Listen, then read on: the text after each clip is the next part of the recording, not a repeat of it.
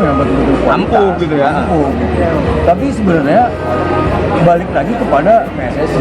Ya, kalau kita mau memainkan seorang striker yang mumpuni, ya kita bikin regulasi yang mumpuni.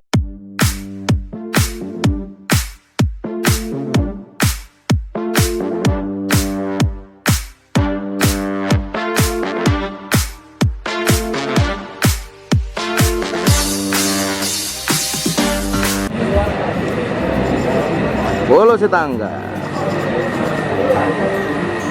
legend sepak bola Indonesia, Anzari Lubis.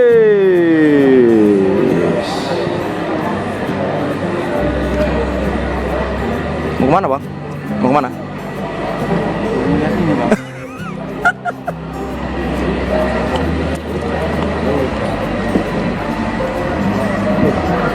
Iyalah sekalian lah.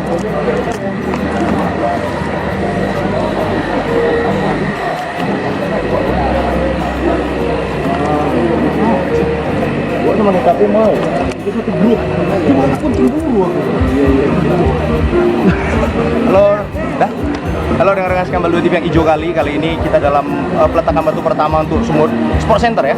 Kita ketemu sama legendnya sepak bola Indonesia, gelandang yang katanya sampai sekarang belum ada saingannya. Siapa lagi kalau bukan dalam mana orang ini berdua mak jangan mau mak berapa mak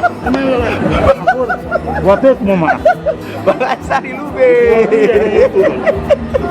Deket aja Pak. Gimana Pak perasaan ini datang ke sesuatu hal yang baru lah bisa dibilang mega project lah sebenarnya kalau sebagai seorang legend sepak bola Indonesia gimana walaupun kayaknya bajunya ini dari PON ini ya.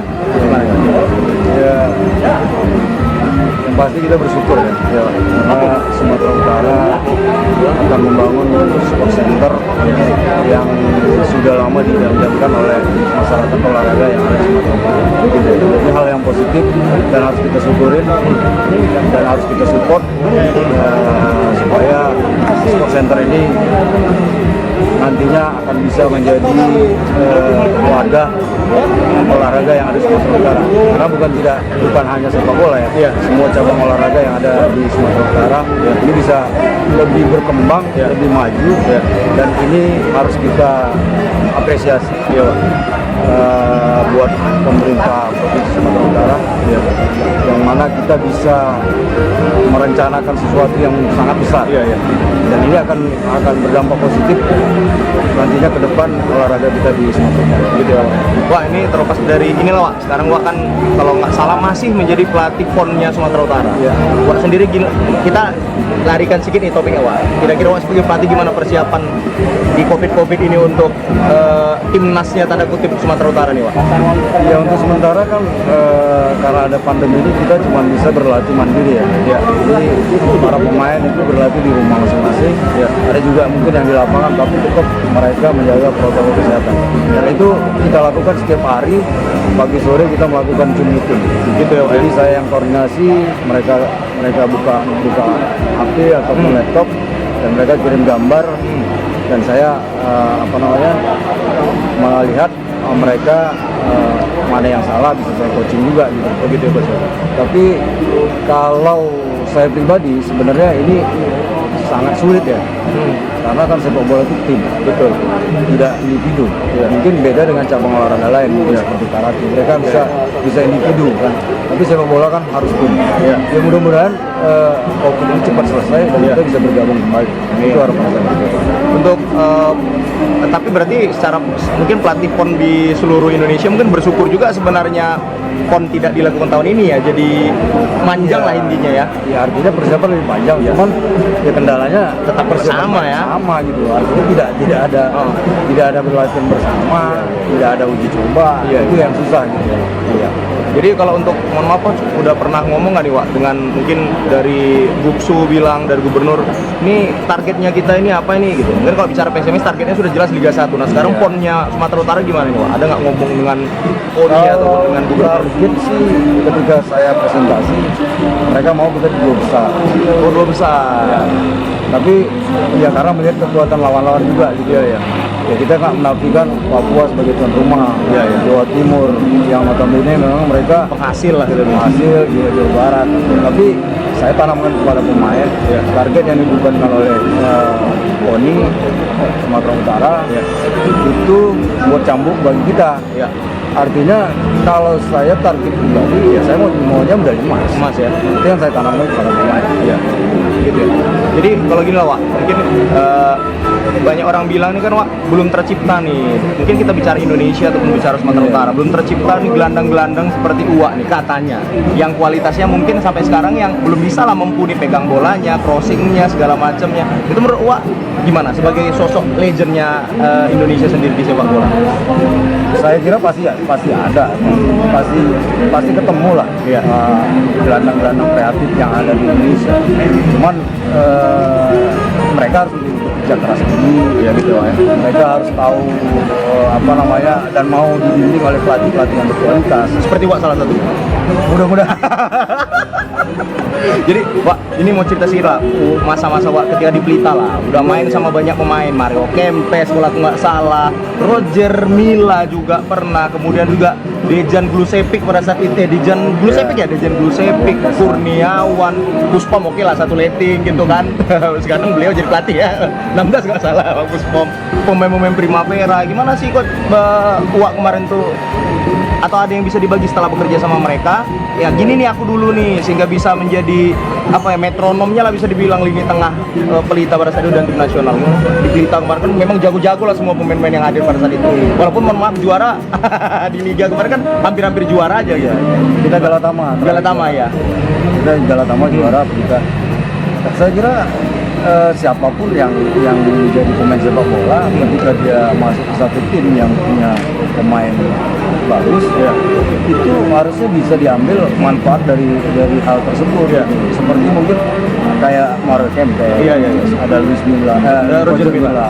Nah mereka kan pemain kelas dunia dan diakui gitu, apalagi Mario Kempes dia pernah bawa Argentina juara 78. Nah di situ hal yang positif yang kita ambil gitu gimana cara mereka disiplin dirinya ketika mau berlatih setengah jam sebelum latihan mereka udah hadir gitu dan mereka udah mempersiapkan diri ketika mau latihan. Itu hal-hal yang positif yang harusnya kita tiru gitu. Iya, jadi ya seperti Dejan dan dia juga ketika masuk mereka mau berbaur dan mereka mau memberikan ilmunya gitu. Itu yang saya kira kita harapkan dari pemain-pemain asing yang ada di Indonesia. Jadi ada transfer ilmu yang harus kita ambil dan kita juga jangan takut untuk mau belajar sama mereka. Berani nanya apa kekurangan, nanya sama mereka gitu ya.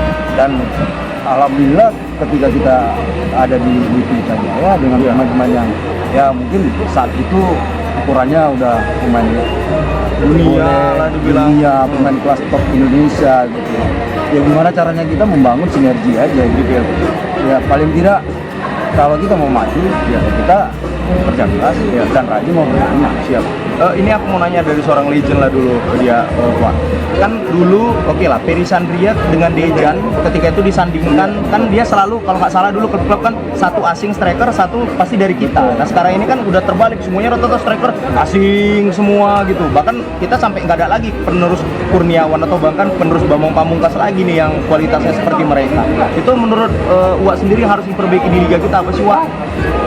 Iya masalahnya kan ketika saat kemarin waktu awal-awal liga itu kan ada satu asing satu lokal gitu ya striker. Karena memang komposisi taktikalnya kan selalu main 3-5-2. Oh iya benar. Nah sekarang kan selalu pakai lone striker, satu striker. Sehingga klub-klub juga menginginkan ya satu striker yang betul-betul ampuh gitu ya. Tapi sebenarnya balik lagi kepada PSSI. Kalau kita memainkan seorang striker yang mumpuni, ya kita bikin regulasi yang memang betul untuk mengangkat striker lokal. Artinya apa? Ya kalau bisa asing kita dikurangi. Gitu yang tadinya 5 kan kita bikin 3. Kita balikkan lagi. Awal-awal kan itu cuma 3. Iya benar. Jadi satu striker gelandang sama back. Itu makanya sampai sekarang itu gelandang kreatif. Stopper yang punya intelijensi bagus, striker yang mumpuni, itu kita nggak dapat. Kenapa? Itu posisi di asing. Iya benar. Nah sekarang yang saya lihat dari pelatih-pelatih baru yang ada di Indonesia ya, mindset mereka juga sekarang udah gimana caranya kita memproduksi pemain lokal yang berkualitas. Iya. Dan itu sudah dimulai dari 2 tahun yang lalu. Iya, dari mulai U19. Cuman sayangnya ketika mereka masuk ke U19, ke U23, mereka jarang dapat kesempatan. Iya, buktinya yang kemarin juara Polus Tanggang kawan-kawan banyak juga nggak kelihatan jadinya gitu. Ya itu tadi, ketika dia masuk satu klub di Indonesia, dia masuk main di midfield misalnya. Di situ udah ada asing. Itu yang jadi kendala untuk pemain kita survive, berkembang itu ya. Kalau Wak sendiri di Pelita dulu paling seneng dengan siapa sih, Wak? Maksudnya kayaknya ini betul-betul jadi contohnya buat Wak dan pemain-pemain lokal pada saat itu di Pelita kemarin. Begitu banyaknya bintang lah kemarin di Pelita. Ya saya senang dengan si ini ya, Mabuang Kesak. Oh, Mabuang Kesak ya? Iya, duet juga ya. Ya saya dulu waktu main dengan mereka ada Mabuang Kesak, ada kemarin main di PSM dia dari Brazil. Itu jadi saya lokal, dua mereka gitu. Oh iya. Jadi ya artinya ketika peran asing jadi 5, jadi makin banyak pemain tengah. Betul. Itu yang melambat untuk regenerasi Gitu ya. Siap. Jadi karena kita lihat dari U16, U19, U23, top nih anak-anak kita nih. Jago-jago semua bilang. Begitu udah masuk senior, habis main di klub habis. Kenapa? Kesempatan tadi nggak ada. Ya kalau si pemain jarang ditampilkan, jarang bermain, ya otomatis dia punya talenta hilang, Skill juga habis. Jadi yang paling penting itu regulasi. Wah, ini kemarin kan banyak desas-desus nih awal-awal liga kemarin. Ansari Lubis lah sebenarnya akan menjadi pilotnya PSMS Medan. Kan banyak tuh kan, kami sebagai fans kayaknya, ya lah Wak aja nih, kayaknya pasti di PSMS Medan nih gitu. Tapi ternyata kayaknya bukan Wak jadinya gitu. Kalau Wak sendiri memang, cuma ada mata-mata. Jadi kalau Wak sendiri memang pengen nggak untuk melatih PSMS Medan, entah kapan pun itu. Walaupun banyak juga orang bilang kan Wak belum pernah main di PSMS Medan. Hah? Atau kejebak? Takut kejebak? Santai. Enggak loh. Ada loh. Gimana Pak? Iyalah, kalau sebagai pelatih ya siapapun pasti punya keinginan untuk membesar PSMS Medan. Apalagi kita tinggal lahir besar di Sumatera Utara. Ini kan masalah kesempatan ya. Artinya saat ini Philip Hansen yang dipercaya harus kita dukung ya. Tapi bukan tidak mungkin Wak juga nanti bisa saja nanti menjadi nakodanya PSMS Medan ya. Iya, itu kan Tergantung mengurus. tergantung situasi dan kondisi. Siap. Wak kan dulu dekat kali nih sama Kurniawan nih Wak. Iya. Memang kalian juga, maaf berdua ini kan umpan-umpan terupas Wak kayak dimengerti juga oleh beliau, walaupun beliau ya kita akui 10 meter 20 meter sprintnya kencang lah. Jadi sampai sekarang belum ada yang seperti dia lah katanya striker kita. Apa sih kelebihan dari Kurniawan yang bisa dibagi kepada striker-striker muda kita? Dia pandai memanfaatkan ruang. Pandai memanfaatkan ruang. Iya, itu dia. Dia sepersekian detik dia tahu ruang mana yang kosong, celah mana yang kosong. Itu dia bisa manfaatkan. Atau mungkin karena dia juga, mohon maaf, remajanya itu ketika berada di Primavera atau gimana kira-kira? Atau memang instingnya dia itu sudah ada gitu? Ya itu tadi, karena dia belajar di Eropa. Iya. Dan dia pernah juga di Sampdoria, dia pernah di Leeds dan sebagainya. Itu yang membuat dia punya karakter, punya nalar yang bagus gitu. Jadi pengalaman itulah yang membuat dia jadi bagus. Siap. Dan sampai sekarang striker lokal itu belum ada seperti dia yang bisa memanfaatkan ruang. Oke. Indonesia Raya kita walaupun masih JR ya, kita berhenti sebentar ya. Izin ya.